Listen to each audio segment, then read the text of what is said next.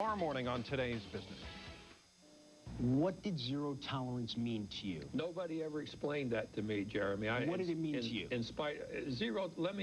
I asked the vice president of the university as recently as last Thursday. I said, can you explain zero tolerance to me? And he looked me right in the eye and said, no, I can't. So zero tolerance to me then, when I'm left on my own to interpret it. But President Brand said he made it very clear. He made it very clear the types of behavior that would be acceptable and those that wouldn't be acceptable. Well, is he not telling the truth? Well, he may think he did, but I have no idea what zero tolerance is. There was never anything said.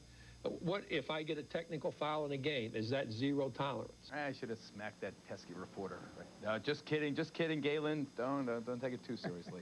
But it seems to me that if zero tolerance, Galen, is murky, then you certainly know it includes grabbing a kid by the arm and putting your nose to his nose and basically picking him up in the way a bigger guy can do to a smaller guy.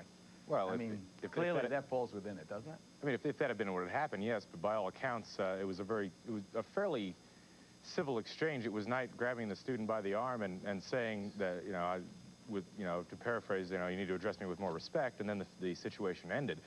I guess the main problem that I have with the zero tolerance policy is that zero tolerance really means that anything goes. I mean, there were comments made about... That nothing goes, I guess. Or that nothing goes, exactly. And there's very little definition. And later on in the Knight interview, as I'm sure you've seen, Knight said he went in and asked the vice president of the university last Thursday what zero tolerance meant and if he could define it for him. And the vice president said he could not.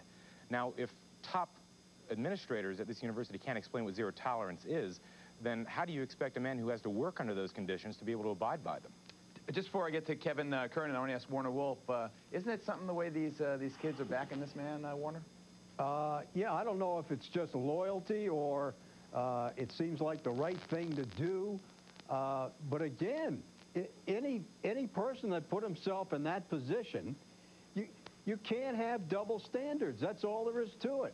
Now, this young man who, I agree with you, seems like he's going to be a fine reporter, talks about that to say that Knight didn't know what the zero policy was, I find that hard to believe, because that would mean he agreed to it not knowing what it is. Well, that was the terms under which he had to agree to continue to coach at Indiana, which he always said was his expressed desire. 29 years, 29 glory-filled years, although as Werner points out, he hasn't won the big one but wouldn't you ask before you agree? I think it's reasonable to assume, Werner, that if you grab a kid, as Bill suggests, you've gone too far. Geraldo, Kevin can Kernan, I jump in here a minute? Geraldo, excuse me. Sure. I can't take this anymore. Okay. This stuff about John zero Feinstein, tolerance. the author of A Season on the Brink, A Year with Bob Knight and the Indiana Hoosiers. Thank you. This stuff about zero tolerance and not understanding what it is a bunch of semantical garbage.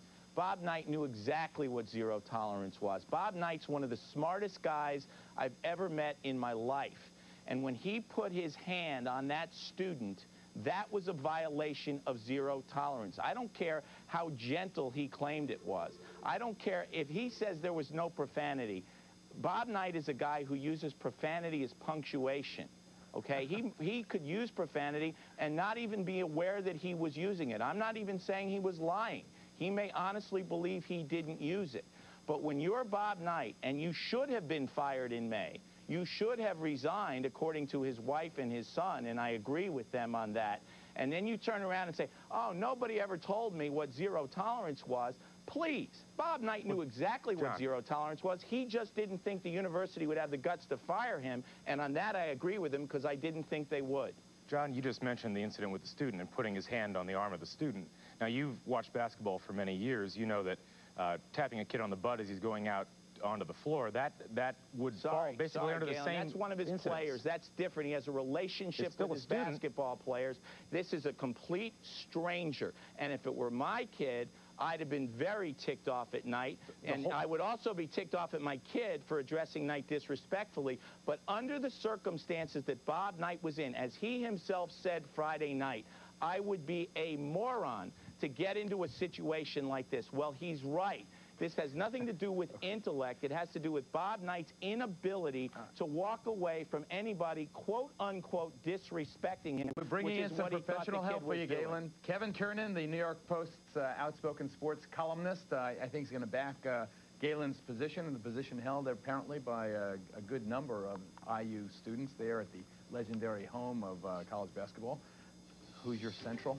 Let me take a quick break, though. Knights out, Stroh's in. When we come back, one more segment on that, and then this whole thing about hammering hate. Morris Keys, the Southern Poverty Law Center, major victory against hate mongers in Idaho. I'll tell you all about it after this short intermission. Stay tuned. One more on.